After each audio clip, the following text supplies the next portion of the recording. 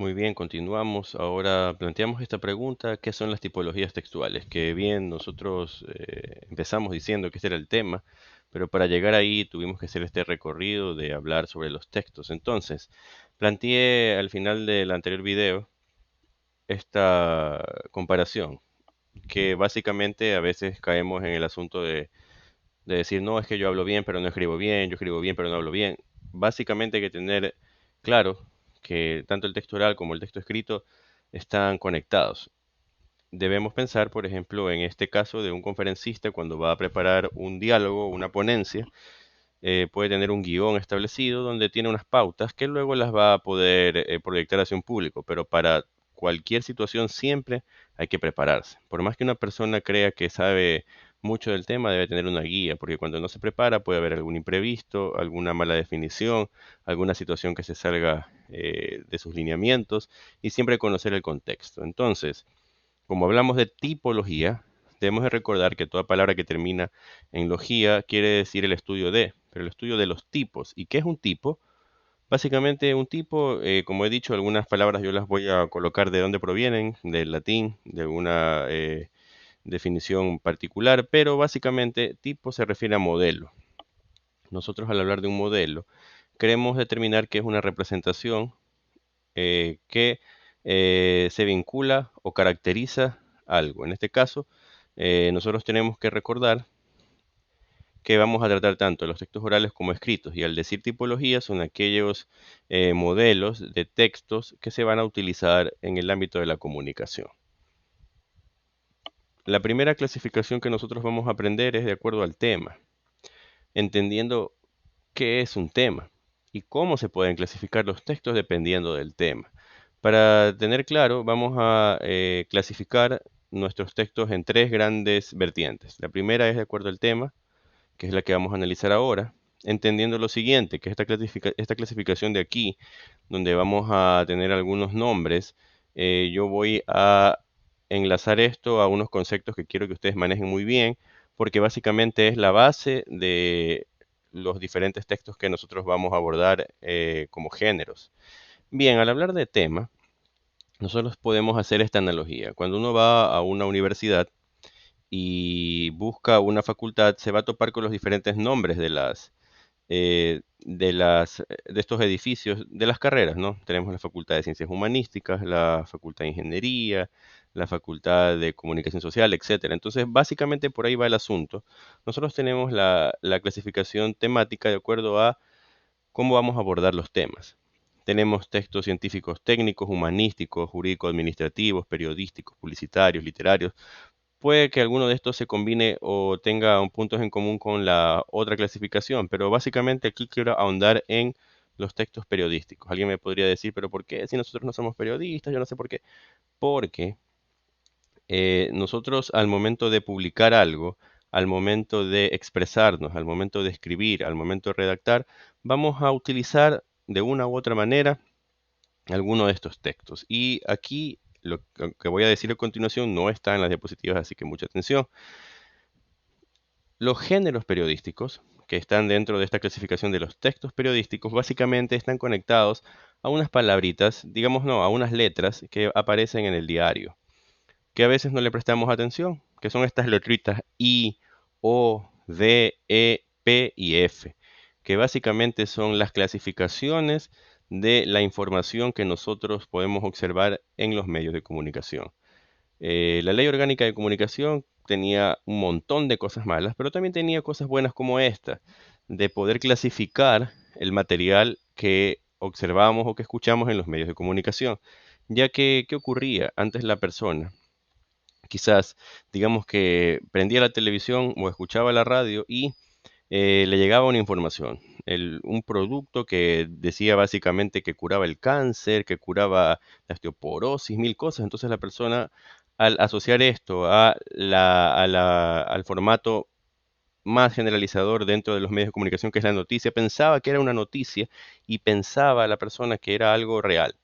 Entonces lo difundía, lo transmitía a sus semejantes, indicando de que básicamente había escuchado que había tal remedio que curaba tal cosa. Entonces, esa confusión se creaba porque la persona no sabía distinguir entre una noticia y una publicidad. Entonces, ¿qué ocurrió? Que para evitar ese problema que causaba desinformación, noticias falsas, incluso puede generar histeria colectiva, sobre todo en estos tiempos tan difíciles que estamos viviendo, fue una de las consideraciones que se tomaron en cuenta para poder clasificar la información. Nosotros al momento de escribir tenemos que saber cuál género estamos utilizando y cuál es nuestra intención. Entonces, con este marco referencial, tenemos básicamente los siguientes temas o grandes clasificaciones de los géneros dentro del ámbito del periodismo que nosotros tenemos que aprender. El primero es el género informativo, con su letrita, la letra I. Aquí tenemos el gran protagonista que es la noticia. Luego tenemos el reportaje, la crónica le he puesto un asterisco, tenemos la entrevista que también le he puesto un asterisco. ¿Por qué le he puesto un asterisco a la crónica y la entrevista? Más adelante se los voy a decir, pero empecemos con la noticia. Una noticia, si alguien no se acuerda del concepto, quiero que se acuerden de la salsa de Héctor Lavoe. Tu amor es un periódico de ayer. ¿Por qué? Porque si te dicen periódico de ayer, quiere decir que eres algo antiguo. En este caso, una noticia que ya pasó, que no debería llamarse noticia, porque la noticia es algo que informa un hecho de actualidad. Entonces, cuando tú informas algo tal como ocurrió, estoy dentro del ámbito de la noticia.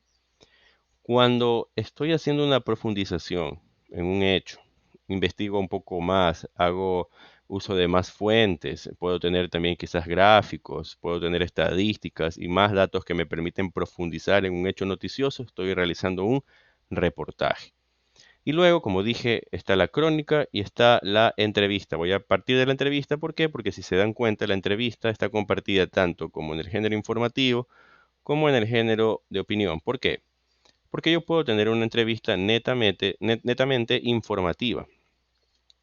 Cuando una persona, por ejemplo, está entrevistando a un funcionario que va a decir unas normativas vinculadas digamos, a este asunto de la cuarentena, donde te está diciendo este funcionario que el toque de queda va de tal hora a tal hora, que solo puede ir una persona a comprar medicinas, que solo se puede salir los autos de tal o cual número de placa, etcétera. Eso es información. La persona no está dando su punto de vista, la persona está diciendo una serie de datos que tienen ya una pertinencia y son comprobados. Es decir, si yo voy a clasificar la entrevista dentro del informativo, sería una entrevista netamente para informar. Luego tenemos el otro gran género que es los textos de opinión, que básicamente son los que más imperan, porque muchas personas que vemos en los medios, a veces en lugar de solo informar, emiten su opinión. Hay personas que a veces no tienen ni idea del tema, pero les gusta opinar. Es como cuando hay un accidente de tránsito, yo siempre pongo esta idea de que es como que cae azúcar y vienen las hormigas. Hay un choque y siempre se aglutina la gente alrededor del choque. Y puede ser que haya una persona que recién haya llegado, no haya tenido ni idea de lo que ocurrió, pero está ahí y empieza a hablar, empieza a insultar, empieza a dar opinión. Entonces, eso es lamentablemente uno de los graves problemas que tenemos en la sociedad actual, de que toda la gente se cree opinólogo. Y también los medios han causado un problema, porque ahora cualquier persona que por ahí puede saber algo, porque ha leído en internet, ahora se considera experto. Pero bueno, volviéndolo de acá. Dentro de la opinión tenemos este género que lo vamos a practicar, que es el comentario crítico. Luego profundizaremos en el concepto. Tenemos la columna, el editorial, la entrevista de opinión y tenemos también la crítica. Alguien me puede decir, oye, pero no dijiste nada de la crónica, nada de acá. Bueno, es porque la crónica también la vamos a ver más adelante y tiene un asterisco también porque hay diferentes tipos de crónica. Hay una crónica informativa y también hay una crónica que tiene que ver con opinión. Volviéndolo de acá, el comentario crítico lo vamos a ver, enfatizo un poco en la columna. Eh, si uno coge un periódico y se da cuenta en la sección de opinión, donde va a haber un centro, un núcleo que va a ser el editorial, también vamos a encontrar varios textos distribuidos, como su nombre lo indica, de manera vertical. Esas son las columnas. Y también la connotación de esto es que estos textos están vinculados a un experto en un tema. Incluso va a tener la fotografía de esta persona, la firma de esta persona y siempre se tiene que ser responsable de los comentarios vertidos en ese espacio. El editorial es la voz del medio de comunicación. No es firmada por nadie. Quiere decir que si yo trabajo para el diario X y en la sección editorial sale una postura del diario acerca de la situación política del país, por más de que yo no esté de acuerdo, Al yo trabajar ahí, quiere decir que esa opinión que está siendo publicada como editorial es el sentir de todo el medio de comunicación, de todos los que trabajan ahí. La entrevista de opinión, como dije, es cuando yo ya empiezo a considerar el punto de vista, lo que opina la persona que se está entrevistando. La crítica, que es otro de los temas que vamos a abordar acá, es algo que ustedes deben de considerar como un elemento que les puede dar incluso trabajo. Porque aquí lamentablemente cualquiera se cree crítico de cine, cualquiera se cree, porque ha visto la película El Joker, ya se cree el gran cineasta. Entonces, ese tipo de cosas lamentablemente son el mal de esta sociedad, que cualquier persona que ve un tutorial, cualquier persona que lee algo por ahí, ya se cree el gran filósofo de la historia de la humanidad. Entonces, eso no es lo que quiero que ustedes hagan. Yo quiero que si ustedes van a ejercer de críticos de arte, tengan todos los elementos necesarios para poder argumentar con sustento sus ideas y no caer en lo mismo de siempre, de polemizar, de gritar, de hacer sentir inferior a los demás. Entonces, volviendo a esto de aquí, ahora pasamos al deportivo con la letra D, que básicamente tiene todos estos formatos de acá, todos estos géneros de acá, pero para hablar de deportes. Tenemos la E de entretenimiento, donde quiero que por favor no me digan F, farándula, porque F está más abajo, ya lo voy a decir. En entretenimiento tendremos todos estos géneros, pero enfocados a temas vinculados a entretener. Tenemos la P publicidad, donde tenemos la publicidad general, que son las que más abundan en los medios de comunicación, pero tenemos esta, que si se dan cuenta es la combinación entre publicidad y el reportaje. Esta es muy importante porque nosotros podemos tener en un medio de comunicación un texto amplio que habla acerca de alguna medicina o que habla acerca de algún producto o habla acerca de algún restaurante. Pero cuando nos damos cuenta de que es una información que es para promocionar un producto o servicio, nos damos cuenta de que es un reportaje hecho con fines publicitarios, entonces se va a llamar publireportaje.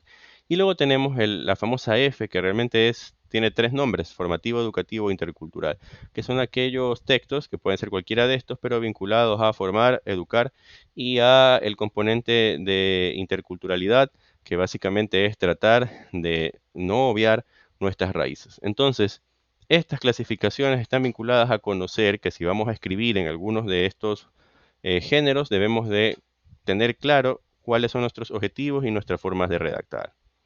Volviendo a nuestro tema de acá, vamos a conectar algunas cuestiones vinculadas a estas palabras más adelante y pasaremos a la siguiente parte, que es la intención comunicativa. Pero eso será en la siguiente parte del video.